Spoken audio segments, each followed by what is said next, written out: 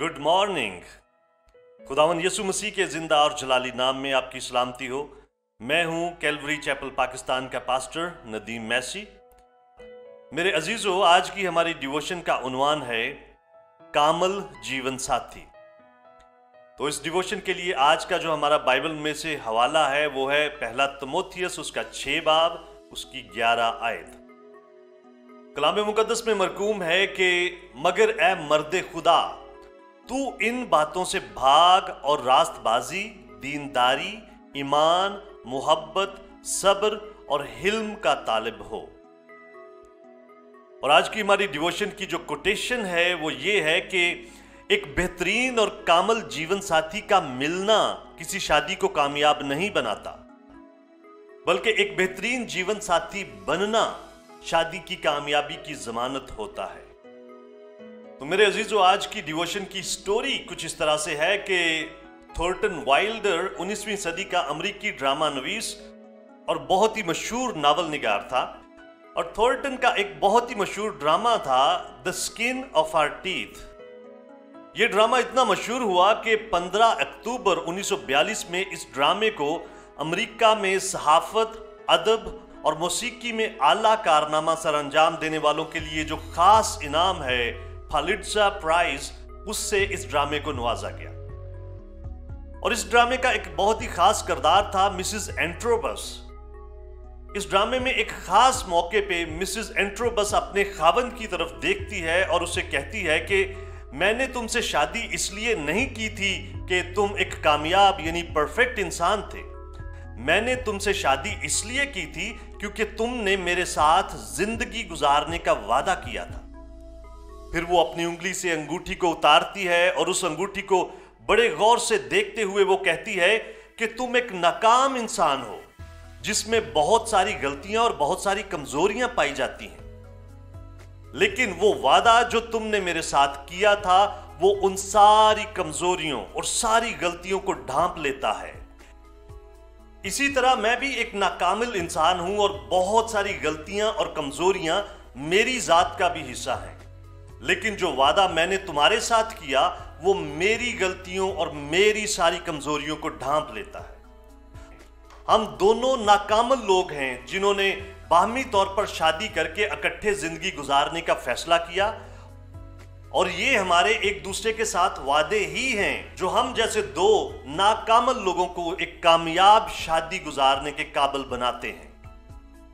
मेरे अजीजों, हर एक शादीशुदा जिंदगी में दो लोग एक दूसरे को जितना मर्जी अच्छे तरीके से जानते हो, फिर भी उन दोनों के दरमियान में एक दूसरे के बारे में बहुत सारे राज मौजूद होते हैं। जब भी कोई शख्स शादी करता है तो उसे उस नए ताल्लुक के अंदर ना तो अपनी जात और अपनी शख्सियत का मुकम्मल इल्म होता है और ना ही उसे अपने जीवन साथी की जात और उसकी शख्सियत का मुकम्मल इल्म होता है। इसके साथ साथ उस शख्स को जिंदगी और उसके मुख्तलिफ रंगों के बारे में भी मुकम्मल तौर पर कोई इल्म नहीं होता, और ना उसे यह मालूम होता है कि वो या उसका जीवन साथी इस नई जिंदगी में एक दूसरे के लिए किस तरह के इंसान साबित होंगे। बस एक शादीशुदा जिंदगी में वो सब कुछ जिसे हम नहीं जानते उस सब से बहुत बड़ा होता है जिसे हम जानते हैं। एक वफादार और मोहब्बत करने वाला जीवन साथी बनने के लिए ना सिर्फ बहुत ज्यादा जुर्रत की जरूरत होती है, बल्कि बहुत ज्यादा ईमान की भी जरूरत होती है। और ना सिर्फ यही, बल्कि शादीशुदा जिंदगी के अंदर बहुत ज्यादा सब्र की जरूरत के साथ साथ हर वक्त कुछ नया सीखने और आगे बढ़ने की खास ख्वाहिश की भी जरूरत होती है। बस शादी के ताल्लुक से यह सवाल पूछना कि मुझे किस तरह का जीवन साथी चाहिए शायद मुकम्मल तौर पर दुरुस्त सवाल नहीं। सही सवाल यह होगा कि मैं किस किस्म का जीवन साथी बनने की ख्वाहिश रखता हूं या रखती हूं। हकीकी मोहब्बत यह नहीं कि हम किसी इंसान की खूबियों और उसके खास औसाफ की वजह से उसे मोहब्बत करें। हकीकी मोहब्बत यह है कि हम अपने जैसे किसी नाकामल और कमजोर इंसान को उसकी सारी खूबियों और उसकी सारी कमजोरियों या खामियों के साथ कबूल करें। हमारे खुदावन यीशु मसीह की जात में खुदा बाप की मोहब्बत हमें हकीकी मोहब्बत का सबक देती है। रोमियो 5 बाब उसकी 8 आयत बयान करती है कि लेकिन खुदा अपनी मोहब्बत की खूबी हम पर यूं जाहिर करता है कि जब हम गुनहगार ही थे तो मसीह हमारी खातिर मुआ।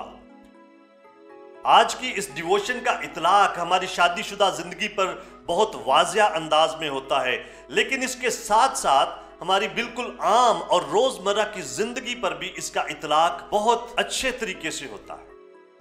जब हम दूसरे लोगों के साथ आम ताल्लुक रखते हैं तो उसमें भी हमें हकीकी मोहब्बत का मुजाहरा करना चाहिए, और इस हकीकत को हमेशा ही मद्देनजर रखना चाहिए कि हमारे इर्द गिर्द लोगों में बहुत ज्यादा कमजोरियां और खामियां पाई जाती हैं, और हमें उन सारी कमजोरियों और खामियों के बावजूद उन लोगों से हकीकी मोहब्बत का इजहार करने की जरूरत है।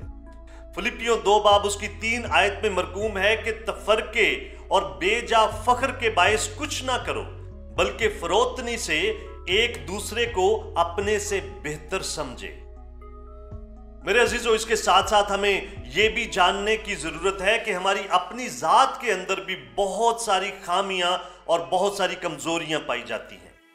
बजाय इसके कि हम दूसरों से बेहतरीन और कामल बनने की तवक्को रखें, हमें खुद बेहतरीन बनने और अच्छे रवैयों का मुजाहरा करने की जरूरत है।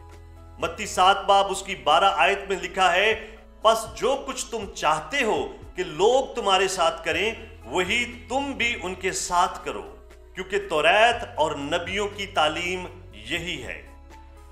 तो आखिर में मैं फिर आज की जो हमारी आयत है, पहला तिमोथियस 6 बाब उसकी 11 आयत आपके सामने पढ़ता हूं।